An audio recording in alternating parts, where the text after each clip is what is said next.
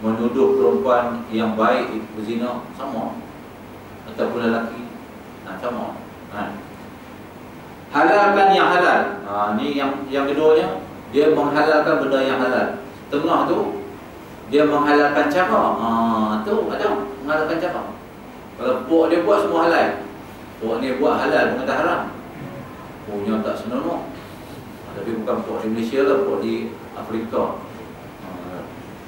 Pada hadis tersebut ada ditegaskan bahawa Al-Nu'man selain beribadat kepada Allah sesuai dengan yang diperintahkan pada waktu itu, ia menyatakan pula bahawa aku, katanya, halalkan yang halal dan haramkan yang haram, dan aku tidak menambahkan lagi amal-amal yang lain, tidak diwajibkan. Masa di ketika itu yang sunat-sunat ni tak ada lagi. Mana kata ketika contohnya kata benda haram ni, yang haram, yang halal aku halalkan. Tapi ada juga benda yang halal ni, yang benda yang baik ni, contohnya talak ni. Talak ni Allah tak suka. Tuh. Tapi dia untuk mengambil satu jalan yang baik, masalah juga lah. Tuh. Mana kata bukan kata tak ada jodoh, jodoh tu sampai situ dulu. Maka mungkin kadang-kadang setengahnya, mungkin yang ni, yang dia kahwin dengan ini tak pun baik, stres lalu dia tinggal. Dapat yang P, yang baik.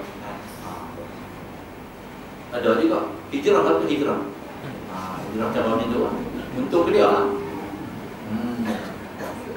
Macam juga kita berhijrah daripada orang yang tak berapa nak minat majlis ilmu, minat. Jadi kan untung kita.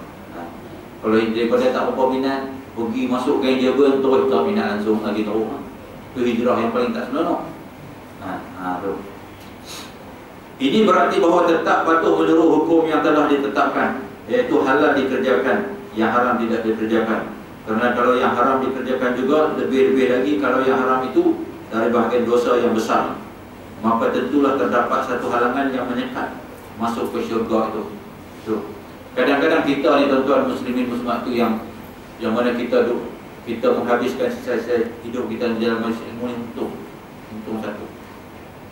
Banyak ilmu-ilmu yang disampaikan boleh kita amal, kita amal dan terjadikan pedoman. Contoh ni tuan-tuan, di antara Quran ini sama ada khadim ataupun makhluk. Quran yang kita tu baca, khadim ke makhluk. Satu kisah di mana Imam Ahmad diperintah. Di zaman Imam Ahmad ni banyak ulama-ulama yang dipanggil oleh pemerintah yang zalim ini. So kata Quran ini makhluk, bukan khadim. Khadim ni apa tuan-tuan? Khadim ini adalah tidak ada permulaan dan tidak ada akhir. Sebab Quran ini kalam Allah, dia tidak ada mula dan tidak ada akhir. Sifat Allah. Makhluk dia ada permulaannya dan dia ada akhirnya. Jadi bila mana imam-imam ni, ulama-ulama ni disuruh mengaku kata Quran ini makhluk, maka pemerintah tu akan kata apa? Quran ini makhluk, maka kamu jangan patuh. Tu. Sebab makhluk. Bila khadim kena patuh semua. Maka ditangkapnya Imam Ahmad ni suruh mengaku ni sampai ke sudah. Tu yang kata a man with principle tu, ulama ni ada pegangan. Maka dia pegang sampai dikena penjara, di rotan daripada pagi petang, pagi petang. Dia rotan. Pegang tu saja. Tak mau kata Quran ni makhluk, kata khadim. Sampai sudah. Sampai ada satu hari, satu malam tu tengah rehat-rehat, tu yang kata ilmu ni tuan-tuan tidak semestinya kita dapat daripada ulama-ulama apa semua. Itu pun memang kadang-kadang kita boleh belajar daripada anak-anak kecil kita, cucu-cucu. Kadang-kadang Imam Syafi'i dapat satu ilmu daripada kadang-kadang kecil dia. Daripada seorang tua yang pakaiannya copan camping. Dapat. Sebab ilmu hak Allah, tuan-tuan, hak Allah. Tuan-tuan mungkin ilmu tuan-tuan lebih daripada saya. Sebab tu tuan-tuan tak mahu duduk depan ni. Saya nak duduk. Dia tuan-tuan duduk, saya duduk situ boleh.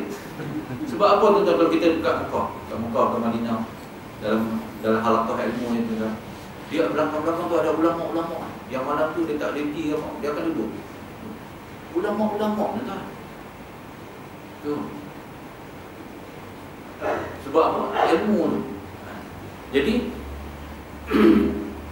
bila jadi macam tu, maka kita pun, Imam Ahmad pun tanya, ditegur oleh yang sebelah sel tu, sebelah bilik dia tu, seorang pencuri. Dia pencuri ni pun kena bersih juga pagi petang. Pencuri tu kata apa? Wahai Imam, aku ni kena bersih pagi petang, memang worth lah, memang patut lah, sebab aku mencuri. Dia kata Tuhan ni hanya berpegang pada prinsip bahawasanya Quran ini qadim, Tuhan tahan. Saya harap Tuhan bagi kekuatan untuk sampai akhir, ataupun mati syahid untuk pegang. Dia kata, Imam kata, dia pegang. Sampailah hari-hari kena, tujuan pemerintah tu nak bagi mati ya. Kalau tak sebut nak bagi mati, kotan bukti. Satu hari timbul idea, Allah bagi kepada yang tukang sobat, bagi dia satu akal. Jangan sebab badan, sebab kepala. Dia ni pun hayun kotak bagi kepala, supaya nak bagi mati cepat. Sebab dia tahu kalau mati cepat, imam mati syahid. Dia nak bagi, sebab seksa sangat. Dia pun dekat agama nak kotak. Dia kotak kali ketiga lah. Kali ketiga dia kotak, bukan imam yang mati, sultan tu yang mati. Maka diganti oleh pemerintah yang adil. Tak Kelantan aku naik contoh lah. Contoh. Maka dibebasnya Imam Ahmad ni, dibebas. Maka bila mana bebas, dia pun mengajar dia balik. Pergi Al-Qasar, pergi Rosman. Lepas tu yang tukang rotan ini buta, sebenarnya buta. Ketika mana dia bedah di kepala Imam Ahmad, buta. Allah butakan mata dia. Maka dia dengar Imam Ahmad ni pergi mengajar dia dulu. Satu hari Imam Ahmad perasan tengok, dia ni duduk belakang dia dulu, dia ni duduk balun apa dia dulu. Dia kan, Imam Ahmad habis pula pergi jumpa dia. Dia kata, Mat, bukan kau duduk balun apa dulu. Orang ni tu, tapi dia tak tanya lah macam tu kan. Mak dia orang kata apa, berhemah dia. Dia kata, kau yang balun kepala dulu. Kata, ya saya. Dia kata, saya minta maaf. Dia kata, Imam Ahmad tanya, why? All of the sudden kau tukar taktik, kau balun kepala aku dulu. Selalu kau balun belakang kan? Dia tu kata apa? Dia kata sesungguhnya raja tu memang nak bagi tuan ni mati. Dia berdah hari, tapi tak mati ke? Saya mengambil satu urusan, dia dapat idea, balun kepala mungkin mati cepat. Sebab tuan mati masuk syahid, mati syahid.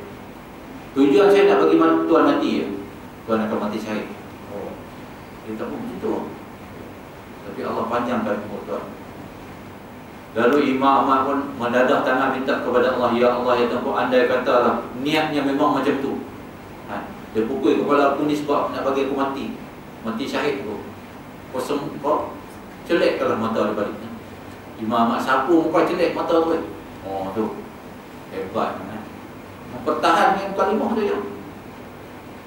Kita ni bukan mempertahan, kayak batik selai berjalan lah. Kayak batik selai RM10, itu je harga diri. Allahu Akbar.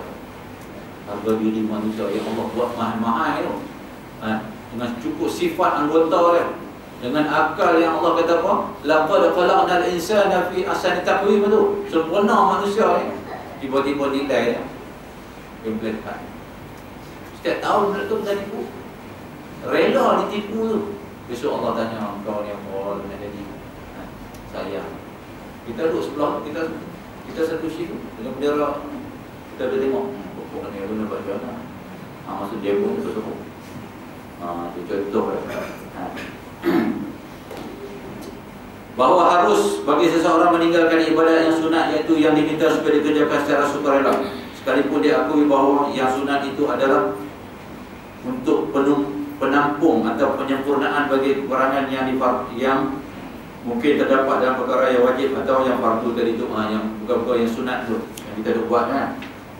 Dia boleh menampung yang kita dah buat ibadat wajib tu, ada fardu. Kan kita kadang-kadang solat mana kan.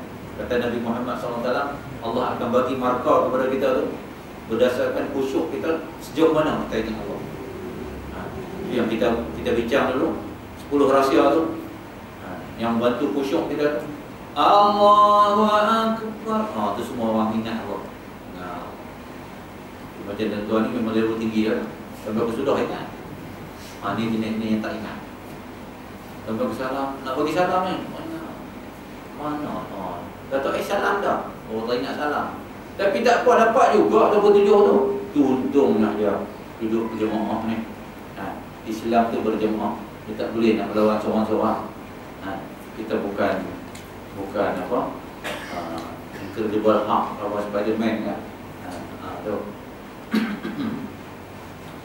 Jadi tuan-tuan muslimin muslimat rahimakumullah, maka berdampingan seorang kepada Tuhannya sebagaimana yang telah diterangkan pada hadis yang ke-38 tadi lah.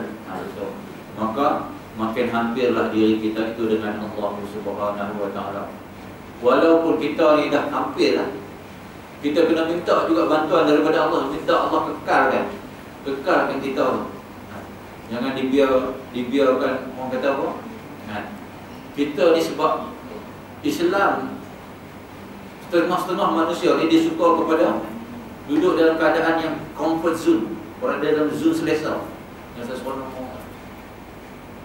sebenarnya kita ada tanggungjawab yang kita kena buat. Kita tak ada istilah kata duduk bersenang-senang. Islam dia kena ada perjuangan. Sama ada perjuangan secara peperangan dengan musuh ataupun perang dengan nafsu. Perang yang dengan nafsu ni lah yang takut. Kadang-kadang kita nak pergi dah majlis ilmu tu, isteri kata abang, kita pergi Tesco sana. Alah, ada majlis ilmu. Alah, malam kan dah pergi. Betul juga abang ni pun kata. Betul. Besok malam nak pergi lagi. Abang terlupa lah nak pergi, kita pergi Giant. Giant murah sikit. Giant pula dah. Duk melarak situ lah, pergi supermarket ni tu habis sebulan. Tak ada apa. Tu rugi. Jadi kita kena minta kekuatan dengan isteri kita sekali. Minta dia semua. Kadang-kadang isteri ni kan berlemah lembut dia. Isteri ni lah yang selalu bagi kadang-kadang apa? Kadang-kadang moral, kadang-kadang semangat. Dengan isteri ni tu sebab Nabi kata apa? Kalau kamu melihat orang wanita di luar sana, tengok balik tengok isteri pula. Kita semua pergi sana, balik tengok isteri. Tengok berkenaan kat jalan, tengok balik tengok isteri. Tapi isteri ni pun kena pandai lah. Ya abang duit nak balik ni. Okey bang. Bukan kata okey saja, letak telefon siap dah. Tahu dah. Suami dah apa tahu dah. Tu baru isteri yang excellent. Dia pun siap. Bunga api macam ni, ledak. Dah ready lah. Tu baru dah payung emas. Bukan kata izin suami kahwin lain yang payung emas. Tu dah dapat dah. Seronok tu. Masih syurga pun senang. Ramailah ada lah. Saya kuliah di mana? Di Taman Tasik Selatan, Bandar Tasik Selatan. Muslimat tanya, Ustaz, kalau kita masuk syurga nanti, suami kita dapat bidadari, isteri dapat apa? Allah Subhanahu Wa Taala mencipta manusia ni, dia ada kecenderungan masing-masing. Orang lelaki apa cenderung dia? Dia suka kepada yang cantik. Maka Allah hadiahkan dia bidadari. Perempuan apa cenderung dia? Dia suka kepada pinggan mangkuk. Maka dari syurga besok dia dapat pinggan mangkuk. Tak kira orang macam-macam lah. Bertata belian. Semua. Betul tak? Betul. Kau pinggan mangkuk. Sama. Tapi Allah Akbar. Itu yang kata Allah Subhanahu Wa Taala. Bila manusia itu berhimpun di dalam syurga ini, Allah dah cabut dah sifat yang namanya sifat mazmumah. Dah tak ada dah sifat iri hatinya, sombongnya, kedekut pahitnya, tak ada lah. Steady tengok, macam tak ada apa. Setengah macam kat dunia ni kan ada setengah isteri-isteri yang ramad ni, ramad hidup. Allah Akbar. Dia tak kisah suami dia nak buat apa, balik kan nak pergi mancing kan, tidur dalam kelebok kan. Dia tak tahu apa-apa. Jadi kalau tanya, mana Pak Lang? Pukul 3 pagi tak balik? Tak tahu lah mana ada malam pagi dia balik dia tu. Tak tanya. Pak Lang ni balik pukul 5 pagi tak tanya pun. Abang mana bang? Tak tanya. Tuan rumah tu belum pukul 10 setengah telefon bunyi dah. Abang kat mana bang? Berapa nak balik? Balik lagi? Ada aja. Tu pun ada aja. Tapi bukan isteri kita lah. Isteri orang lain. Isteri kita alhamdulillah lah. Kadang-kadang pun ada juga jenis macam tu pun. Buat macam mana? Jadi tentu saya rasa sekadar itu dulu dapat kita mesti insya-Allah dapatlah kita amal sebuah sedikit. Itulah tujuan saya pun. Saya sampai bila tujuan amal kita pun beroleh pahala. Dan tuan-tuan pun sampai-sampai teman-teman. Itulah amal yang terakhir yang kita boleh buat sebelum kita mati dan dia akan hidup, terus hidup. Amal yang hidup ini yang boleh menghidupkan kita tu yang kata seandainya kamu melakukan kebaikan, Allah akan tambahkan umur kamu 30 tahun. Tu. Katalah sekarang kita 60, tambah lagi 30 jadi 90 lah. Dia tak jadi macam tu kadang-kadang. Dia akan jadi macam mana? Kita dah mati dah, orang tetap sebut. Sebab kita banyak buat kebaikan. Untuk kita. Jadi tuan-tuan, ampun nama saya minta sekiranya ada terkasar bahasa juga. Bukan niat saya lah, yang baik itu daripada Allah, yang tak baik itu daripada saya lah. Jadi tuan-tuan, kita sudahi dengan tasbih kifarah dan surah al-Nasri. Bismillahirrahmanirrahim. Subhanallah bihamdika asyhadu an la ilaha illa anta astaghfiruka wa atubu ilaik. Bismillahirrahmanirrahim. Wa nasbihi hasanah wa tuqus ala ladzina amanu wa amilus solihat wa tawassaw bil haqqi wa tawassaw bis sabr. A'udzu billahi minasyaitonir rajim. Bismillahirrahmanirrahim. Alhamdulillahi wal aqibatu lil muttaqin. Wa la udwana illa 'alal zalimin. Wassalatu wassalamu ala asyrafil anbiya'i wal mursalin wa ala alihi washabbihi ajmain. Ya Allah, berkatilah perhimpunan kami pada malam ini dan rahmatilah perpisahan kami. Ya Allah, matikanlah kami dalam kalimah la ilaha illallah. Ya Allah, kurniakanlah kepada kami kekuatan. Ya Allah, kurniakanlah kepada kami sifat istiqamah untuk kami terus beribadah hinggalah kami dijemput oleh-Mu. Ya Allah, ya Allah, matikanlah kami dalam keadaan yang sempurna lagi baik. Ya Allah, matikanlah husnul khatimah.